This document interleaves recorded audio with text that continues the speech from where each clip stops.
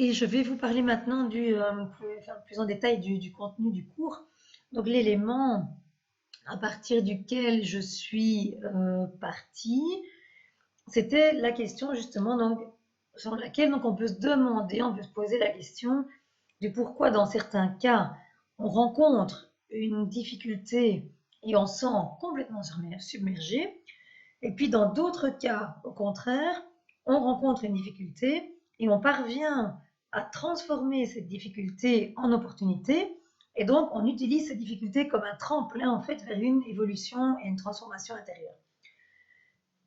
Et la réponse, c'est que parfois, on a juste les bonnes circonstances, ou on a le bon soutien des bonnes personnes au bon moment, ou bien on se sent tellement bien qu'on peut transformer cette difficulté en opportunité. Et donc ce cours, il a été créé avec cette intention de développer en nous-mêmes et au sein de notre relation avec notre chien toutes les choses, les compétences, les outils et la perspective pour pouvoir utiliser tout ce que l'on rencontre du mieux que l'on peut et avec sagesse. Parce que quand on navigue au cœur des défis et des difficultés avec l'état d'esprit juste, et donc dans une relation harmonieuse et abondante avec nous-mêmes et avec notre chien, mais ces défis et ces difficultés, elles peuvent nous apprendre énormément sur nous-mêmes, sur notre chien et sur le monde qui nous entoure, ou sur le monde à plus grande échelle même aussi. Donc ils peuvent nous faire découvrir des qualités de nous-mêmes ou de notre chien dont on ne soupçonnait même pas l'existence jusque-là. Et donc dans ce cours, on va aborder plein de types de difficultés différentes, parce qu'on va voir que non seulement chacun rencontre des difficultés différentes, mais aussi chacun répond de façon complètement différente aux difficultés. Et donc c'est important que dans ce cours, chacun puisse trouver des réponses et des pistes. On va voir par exemple que certains chiens vont éprouver des difficultés pendant le confinement, tandis que d'autres ne vont rien manifester maintenant, mais on sait déjà que les difficultés vont se manifester après, quand on va retourner à la vie normale. Et donc déjà là, la façon d'aborder les difficultés va forcément être complètement différente. Après, dans ceux qui éprouvent des difficultés actuellement, donc pendant la période de confinement, on va retrouver selon les motivations du chien, et on va parler des motivations du chien, des motivations de la relation, et puis selon le degré de profondeur des motivations du chien, donc aussi le degré de profondeur des motivations du binôme. Euh, donc des difficultés, on va observer, on va retrouver des difficultés qui vont s'exprimer de façon complètement différente selon ces motivations et ces degrés de profondeur des motivations. Donc des différences qui vont être complètement différentes, qui vont s'exprimer de façon complètement différente. Alors on ajoute à ça le tempérament du chien, on ajoute aussi sa race, donc la sélection génétique, on rajoute son bagage d'expérience, et puis on rajoute encore le fait d'être entier ou non. Et tout ça, ça va aussi donner lieu à des différences dans les expressions des difficultés, du mal-être, etc. Ensuite, on a aussi la relation entre le chien et la personne, qui va aussi jouer un rôle dans la façon d'aborder les difficultés. Par exemple, on ne va pas rencontrer les difficultés ou les défis de la même façon si la relation est stable et harmonieuse, que par exemple si elle est instable et déjà source de conflit quand on est en dehors de cette période de confinement. D'accord?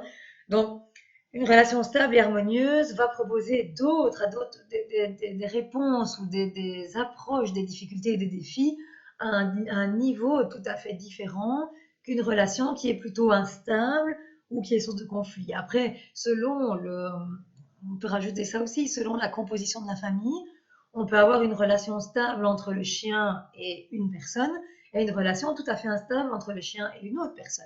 Et donc, c'est de nouveau des difficultés qui vont s'exprimer de façon différente et donc des approches qui vont être complètement différentes.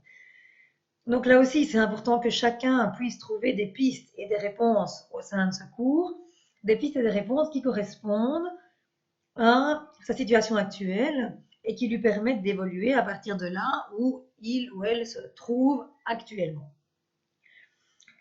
Donc, dans le cours, je vais démarrer euh, à partir de ce que Zenshi, Tao et moi rencontrons comme difficulté en ce moment. Donc, depuis le début du confinement, ce qu'on a rencontré comme difficulté, déjà l'évolution, parce que forcément, les difficultés qu'on rencontre aujourd'hui ne sont pas les mêmes que celles qu'on a rencontrées il y a 3 semaines ou un mois. On a déjà évolué là-dedans, évidemment. Donc, on va partir de ça. Je vais vraiment vous expliquer en détail, pas parce que c'est super intéressant ce que Zenshi et Tao rencontrent comme difficulté ou ce que moi je rencontre comme difficulté.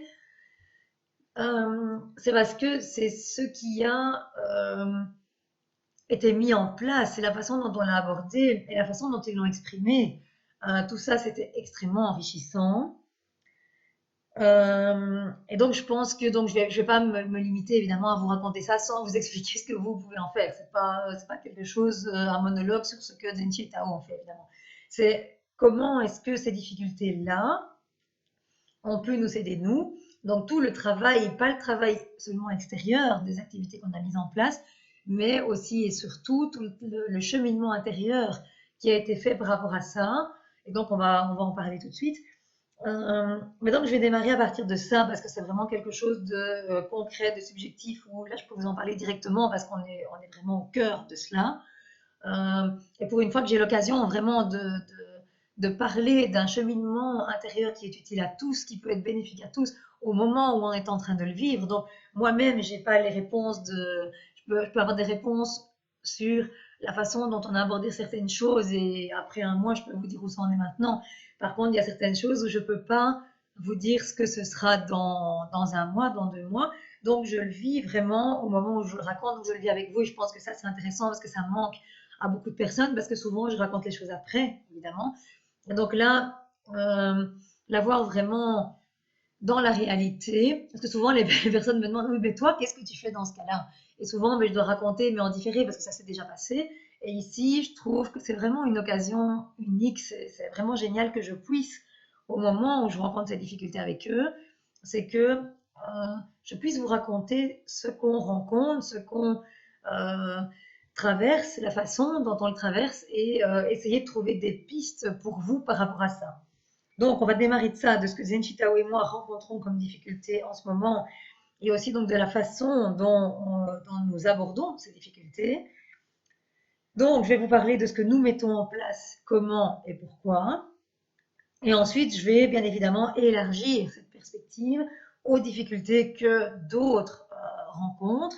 Donc, soit parce que vous me l'avez communiqué vous, et que donc, en question pour ce cours, quand j'avais posé les questions de ce que vous voudriez absolument voir figurer dans ce cours, mais donc j'ai eu des réponses par rapport à ça. Donc, soit parce que vous me l'avez communiqué vous, et donc je vais aborder spécifiquement des choses par rapport aux questions que vous m'avez posées avant le cours, soit de ce que je peux imaginer comme difficulté que certaines autres personnes qui m'ont peut-être pas posé des questions, ou des personnes même que je connais pas, mais que je peux m'imaginer selon les critères X, Y, Z en ce moment. Donc je vais essayer d'imaginer ce qu'il y a comme possibilité de difficulté chez d'autres personnes. Et donc à partir de ça, je vais essayer de faire un cours le plus complet possible, avec des pistes euh, et des réponses qui regroupent vraiment un grand maximum de personnes. Si ça ne devait pas suffire, parce que je ne peux pas forcément, ma perspective reste ma perspective personnelle et je ne peux pas m'imaginer tout le monde. Il y a certainement des choses qui se passent et dont je ne peux même pas imaginer l'existence. Euh, à ce moment-là, si vous faites partie de ces personnes où je n'ai pas abordé les choses de façon suffisamment détaillée, je compte sur vous pour me le mentionner justement lors des séances questions-réponses. Et comme ça, je peux évidemment adapter, enfin, pas adapter le cours, mais compléter plutôt le cours d'approches encore complémentaires pour pouvoir vous apporter des pistes et des solutions à vous dans votre situation subjective. Donc, dans la première partie du cours, où on va parler plus spécifiquement des activités différentes à pratiquer avec nos chiens et de la façon de les mettre en place et de les pratiquer, donc les choses proposées vont aussi être très différentes pour tout le monde. Donc, en tous les cas, elles vont être différentes dans la fréquence, dans l'intensité, déjà d'abord dans le choix d'activité. Donc, on ne va pas proposer, vous n'allez pas avoir un choix d'activité qui va être identique pour tous les chiens. Donc, selon la situation que vous rencontrez, selon la qualité de la relation que vous avez, selon le tempérament du chien, selon sa race, selon son bagage d'expérience, etc., etc. Donc déjà, le choix d'activité va être complètement différent, et puis la fréquence, l'intensité avec laquelle vous allez les proposer va être complètement différente aussi. Donc la première partie va être extrêmement différente pour chacun. Donc là, c'est peut-être intéressant, du coup, les petits groupes, parce que vous pouvez aller découvrir des choses chez d'autres personnes qui vont être complètement différentes de ce que vous allez proposer. Par contre, pour les personnes d'entre vous qui sont euh, éducateurs ou coachs, ou enfin qui ont une profession dans le domaine du chien, ça peut être justement intéressant d'aller voir ce que d'autres proposent, parce que même quand on est à un niveau professionnel, qu'on on est engagé avec des personnes et des chiens, il y a toujours quelque chose qu'on n'a pas encore vu. Donc on peut avoir vu des centaines, des milliers de chiens, et il y a toujours une situation qu'on va rencontrer, qu'on va dire waouh, celui-là, il va vraiment aller me pousser dans mes derniers retranchements, il va vraiment me permettre une évolution, parce que ça, j'ai pas encore rencontré. Et même quand on pense avoir rencontré quelque chose et qu'on se dit oh bah oui, ça va, je sais, j'ai déjà vu, même là, il y a toujours des éléments qui font que non, on ne connaît pas cette situation-là, on connaît un cadre qui ressemble fortement à celui-là, mais on ne connaît pas ce cas spécifiquement, parce que chaque individu est unique, chaque relation est unique. Donc c'est ça, je pense que pour toutes les parties, mais déjà lors de la première partie, ce sera vraiment très intéressant si vous créez des petits groupes pour pouvoir échanger, discuter, dialoguer, etc. Parce que vous allez voir des choses qui sont complètement différentes chez les autres que chez vous. Et donc, automatiquement, vous allez voir des difficultés que vous ne rencontrez pas. Et donc, vous allez être capable d'aider les autres de façon beaucoup plus aisée que la personne qui est dans la situation elle-même, et inversement. Donc ça, c'est pour la première partie du cours, où on va parler donc plus spécifiquement des différentes activités à mettre en place avec nos chiens. Puis dans les parties suivantes, il y a beaucoup de choses qui vont commencer à être utiles pour tout le monde, même si des nuances importantes vont se dessiner entre les personnes, les différents chiens, et donc forcément les différentes relations. Mais donc il va y avoir un noyau commun. Euh, donc ce noyau commun, chacun va pouvoir le développer, mais alors de façon subjective. Et donc quand je dis de façon subjective, c'est avec des nuances euh, par rapport à la personne que vous êtes, par rapport à le chien, par rapport au chien que vous avez, par rapport au binôme ou à la relation que vous entretenez avec votre chien, qui est complètement différente d'une autre. Donc là, on va vraiment commencer à avoir un noyau commun avec toutes, comme si vous voulez un soleil avec tous ses rayons en fait. Donc il y a le soleil, le noyau commun, et puis les rayons qui vont vraiment dans plusieurs directions différentes, parce que chacun est différent, chaque chien est différent, chaque relation est différente. Donc là, c'est très intéressant aussi. Euh, pour clôturer, donc je vais vous dire, donc toujours dans le contenu du cours, je suis vraiment d'avis que cette période, maintenant qu'on vit actuellement, que c'est une opportunité absolument unique, et que l'on ne rencontrera probablement pas une seconde fois, pour aller au plus profond des choses, pour découvrir notre chien et nous-mêmes, et les autres membres de la famille d'ailleurs, sous d'autres facettes.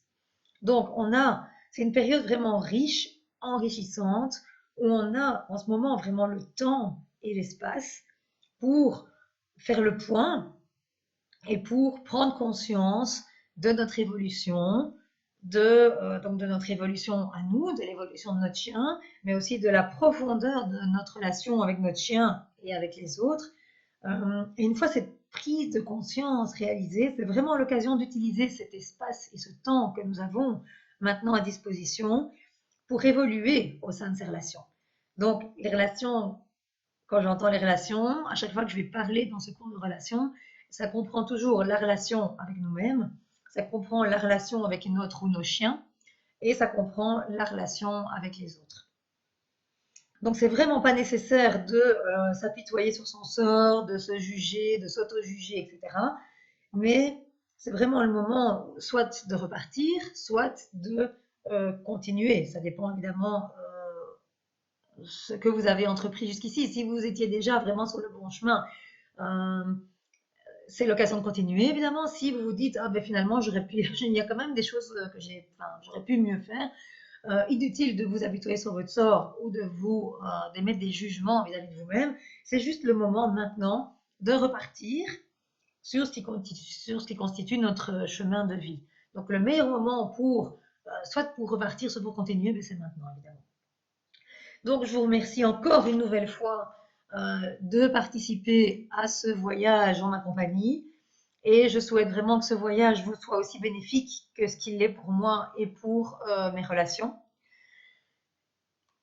Avant de clôturer, je vais vous demander encore de faire 3 petites choses.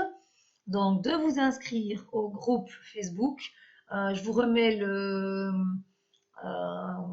l'intitulé ici, enfin l'URL que vous pouvez copier-coller ou simplement retaper dans votre browser. Sinon, je vous l'enverrai de toute façon dans le mail quand je vous envoie les vidéos. Quand vous êtes inscrit au groupe Facebook, vous pouvez vous présenter si vous le souhaitez. Donc, de préférence, ce sera plus facile pour les autres de savoir si c'est opportun de constituer un petit groupe avec vous ou pas, selon les affinités, selon ce que vous allez raconter. Donc, quand vous vous présentez, vous pouvez vous présenter vous, dire qui vous êtes, quel chien vous avez, et peut-être les difficultés déjà que vous rencontrez durant cette période de confinement, ou si au contraire vous ne rencontrez pas de difficultés en ce moment, mais que vous prévoyez des difficultés que vous allez rencontrer à la sortie du confinement et lorsqu'on va reprendre la vie normale. Donc ça c'est vraiment intéressant parce que il y a des personnes parmi vous qui ne se connaissent pas, il y en a même que moi, je ne connais pas. Donc si vous vous présentez, c'est un peu plus facile pour ceux qui veulent former un petit groupe. Maintenant, c'est pas parce que vous vous présentez que vous serez obligé de faire partie d'un petit groupe. Donc comme je l'ai dit, la formation d'un petit groupe, c'est vraiment optionnel. Donc, vous n'êtes pas du tout tenu de le faire. Vous avez vraiment le libre choix de le faire ou non. Mais c'est toujours intéressant si vous pouvez vous présenter pour qu'on sache pourquoi vous suivez le cours, ce qui se passe dans votre vie, qui vous êtes, etc. C'est toujours un peu plus convivial, on va dire. Et puis, n'oubliez pas aussi de m'envoyer un mail avec vos préférences si vous en avez, pour ce qui concerne les séances de questions-réponses. Donc simplement me dire si vous préférez que ce soit fait en direct, donc une séance d'1 heure, vous m'envoyez vos questions en sachant qu'on n'a qu'1 heure, donc je ne peux pas répondre à toutes les questions, soit vous m'envoyez les questions par mail et moi je prépare une session enregistrée, donc comme celle-ci et comme toutes les autres, avec les réponses aux questions. Donc voilà pour ce qui était de l'introduction. J'espère que vous allez faire de belles découvertes et que donc ce cours va vous être bénéfique comme cette situation l'est pour moi. Et je vous dis donc à très vite.